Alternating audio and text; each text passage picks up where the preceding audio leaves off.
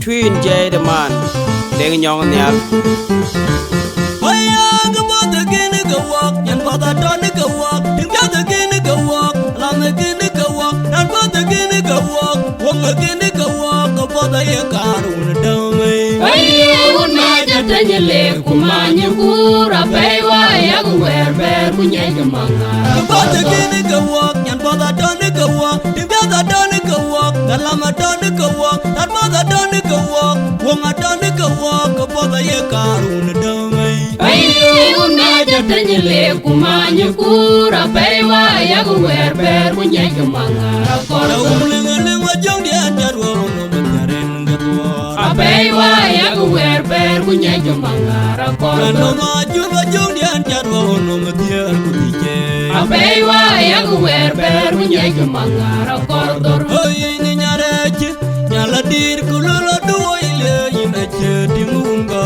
Waya tinga korpale. Ai dingu akin di. Mora chungo binyan pote. Jaga logo mora godin ka fe. Aya ga bota gini ga walk, yan bota doni ga walk, din bota gini ga walk, lama gini ga walk, yan bota gini ga walk, wonga gini ga walk, ga bota ye karun dame.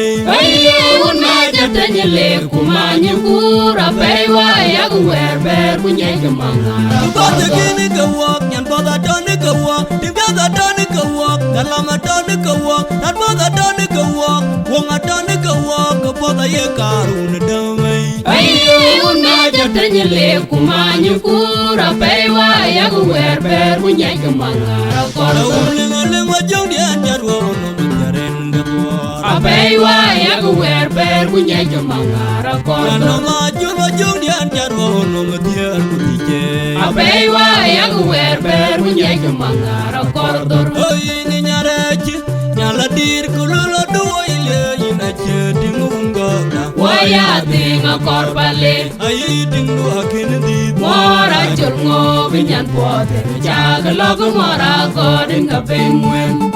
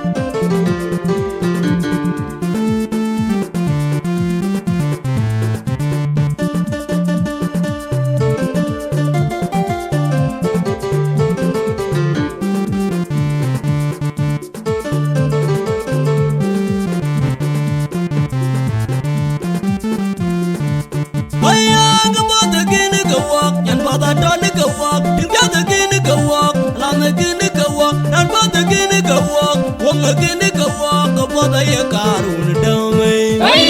Una jata nyele kumanya kura pewa ya wer kunya jamanga.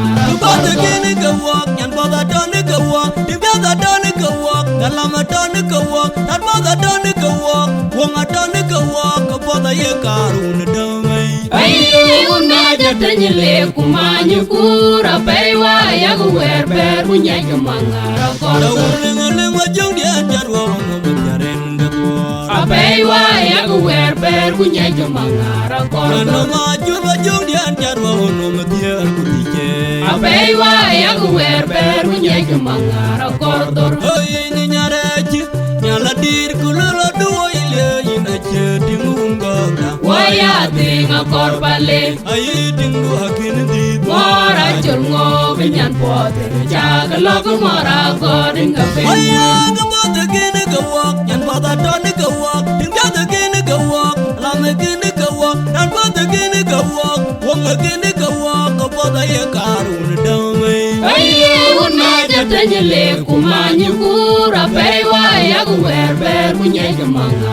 Bota gini ga walk, yan bota doni ga walk, din bota doni ga walk, Galama don ka wok At bada don ka wok Wonga don ka wok Bada ye karun damai Ay una jatanya le kumanyu kura paiwa ya guwer ber punya jemangara Da kor umlinga jong dia jarwa Wonga manyaren gatwa Paiwa ya guwer ber punya jemangara kor Ano maju jong dia jarwa Wonga matiar kutije Paiwa ya guwer ber punya jemangara kor Oy ni nyarachi Nyala dir kulula duwa ile Ina dingunga Waya tinga kor bale Ay dingu akin di Mora chulngo binyan pote Jaga logo mora kodin ka pingwen